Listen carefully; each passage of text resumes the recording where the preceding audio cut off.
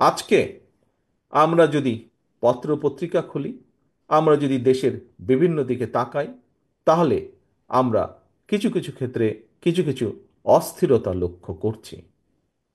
একজন রাজনৈতিক কর্মী হিসাবে, একটি রাজনৈতিক দলের একজন কর্মী হিসাবে পরিষ্কারভাবে আমরা বুঝি যে স্বাভাবিকভাবে আজকে যারা দেশ পরিচালনার দায়িত্বে আছেন, অন্তর্বর্তীকালীন সরকার, আমরা খেয়াল করে দেখেছি এই অন্তর্বর্তীকালীন সরকারের বিভিন্ন বিষয় নিয়ে জনগণের মনে বিভিন্ন রকম প্রশ্ন দেখা দিয়েছে।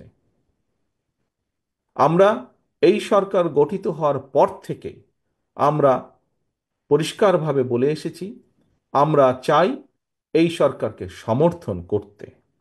আমরা চাই বর্তমান অন্তর্বর্তীকালীন সরকার সফল হোক। কারণ বাংলাদেশের মানুষ মনে করে যে এই অন্তর্বর্তীকালীন সরকার এই দেশের মানুষের অধিকার রক্ষার জন্য যা যা প্রয়োজন সেই কাজগুলো তারা করবেন।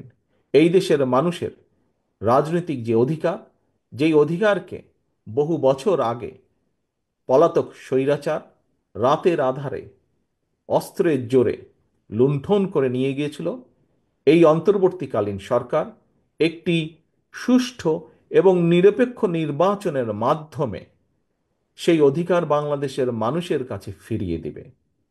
কিন্তু গত কিছুদিন ধরে আমরা অত্যন্ত দুঃখের সাথে আমরা লক্ষ্য করছি সরকারের ভেতরে বিভিন্ন ব্যক্তি বিভিন্ন রকম কথা বলছেন জনগণের অধিকার ফিরিয়ে দেবার ক্ষেত্রে। এর ফলে দেশের বিভিন্ন স্থানে বিভিন্ন রকমের অস্থিরতা তৈরি হচ্ছে।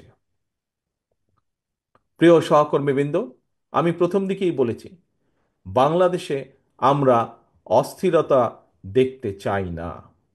বাংলাদেশে আমরা চাই, বহু অস্থিরতা হয়েছে, পলাতক স্বৈরাচার বাংলাদেশের অর্থনীতি বলুন, বাংলাদেশের কৃষি বলুন, বাংলাদেশের শিক্ষা ব্যবস্থা বলুন, স্বাস্থ্য বলুন, বাংলাদেশের বিচার ব্যবস্থা বলুন, বাংলাদেশের নির্বাচনী ব্যবস্থা বলুন, প্রত্যেকটি রাষ্ট্র কাঠামোকে ভেঙে চুরে গুড়িয়ে দিয়ে গিয়েছে।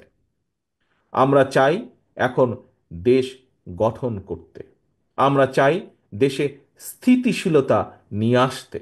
কারণ দেশকে যদি সামনের দিকে এগিয়ে নিতে হয়, দেশের মানুষের ভাগ্যের পরিবর্তন যদি আমাদেরকে ঘটাতে হয়, তাহলে অবশ্যই দেশে স্থিতিশীলতা নিয়ে আসা অত্যন্ত প্রয়োজনীয়। কিন্তু আমরা লক্ষ্য করছি অন্তর্বর্তীকালীন সরকারের কিছু কিছু ব্যক্তির বক্তব্যে বিভিন্ন রকম অস্থিতিশীলতা তৈরি হচ্ছে।